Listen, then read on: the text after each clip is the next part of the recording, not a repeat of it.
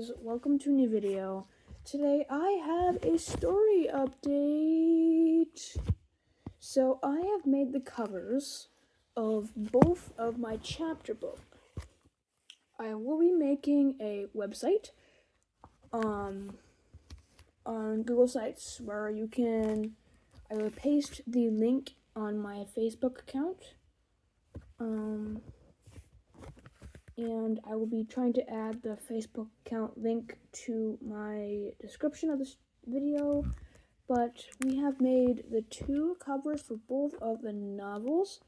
I cannot show you them here. You will have to go to the website or Facebook to find them. But they're coming out really good. So I'm going to kind of talk about what's kind of going to happen. So basically in the first book, we're kind of in the exposition where we're learning about the elements, we're learning about Inferno, and we're learning about mainly what's kind of happening here. What the land is like, what Inferno has to do to bring back his clan, because it sounds like he just has to seal 9-tailed beasts into Ember Stones, which are stones taken from Jade Strike Mountain. If you don't know any of this, don't worry, I will be making the site, so when it comes out, you can learn about these words and all that.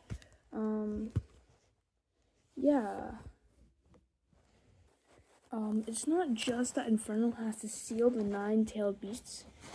He also has other things to do, like, he doesn't know that he's part something else, Because when his father died, his father never told him what he was part of, right? His father had always kept his other half-human features away from Inferno because his father didn't want Inferno to know what they were just yet, because half-humans in my world, they can kind of like sense when something bad's gonna happen before like a year before it happens. So his father was like, alright, so I know that this is all gonna happen, and Inferno did not know that his father knew that Inferno was gonna have to go through so much trauma. So Amphrack kind of like prepared Inferno, talked about the elements, the Ember Stones, all of that, the tailed beasts, how to seal them, how to fight them, what elements beat others, and then it happened, and Inferno has been living in the woods for 30 years, and he's 45 right now. That's kind of, in the first book, we kind of learn about what a Myrique Veil is, we learn about the hunters, the war, what's kind of going on in the story, the setting, And then in the second book, that's when the action really starts. That's when Inferno actually really starts looking into the scroll, finding out what he has to do, and finding out how to beat the tailed beasts, like how to beat Sabaku, the one-tailed snake beast, and what elements can defeat Sabaku, and how to beat the others, The tailed beasts are really powerful. The element that they're destined to, like Stormjaw with water, Stormjaw can make giant tsunamis, he can strangle prey with his 2 tails. So, and in the first book, we also learn that, I know I said this, but Inferno doesn't know what he is, but he's getting signs. Like, he has clawed fingers, he's getting scales on his arms and legs, and he's confused.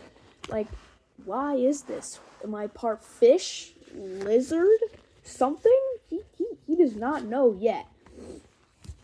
But he's getting clues, And when he meets Michelle, the hunter, the young hunter, Inferno was confused at first, because he was like, why is this hunter not hunting me? And, Michelle, he was like, well, this is a 45-year-old half-human, This guy is just, trying to save his clan, and I don't want to, kill it off, So he decided to be acquaintances, not friends, acquaintances, if that's how you say it, with the half-human. And so it's kind of been like a trade, you know. Michelle helps keep Inferno's camp safe and protected from other hunters, while Inferno hunts and cooks meals for Michelle. Yeah.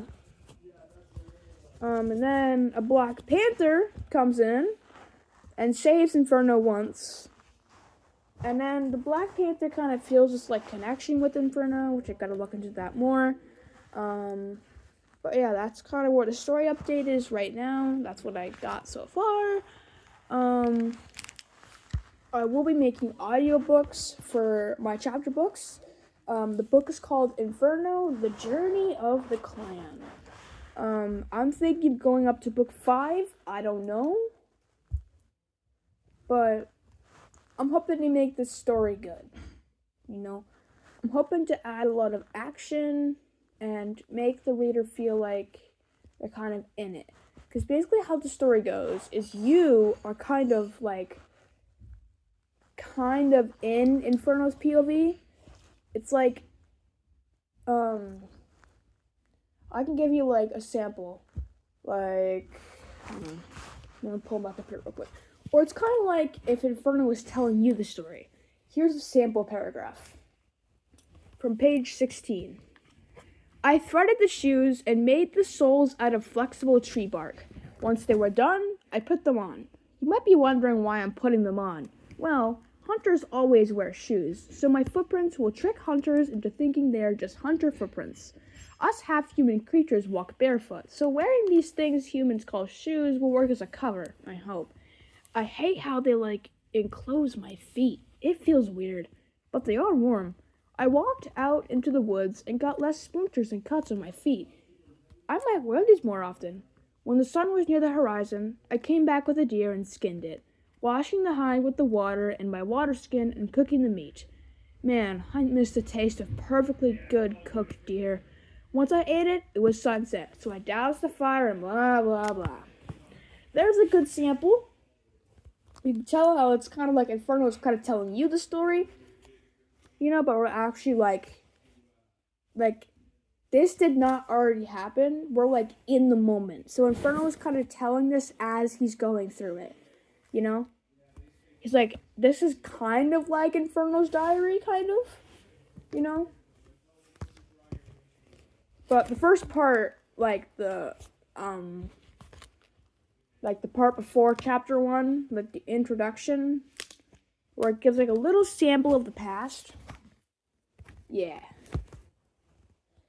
Yeah, that's a good story update. There are 7 more covers I gotta make. I don't have to make them all, but I feel like I want to make them all just in case. Later.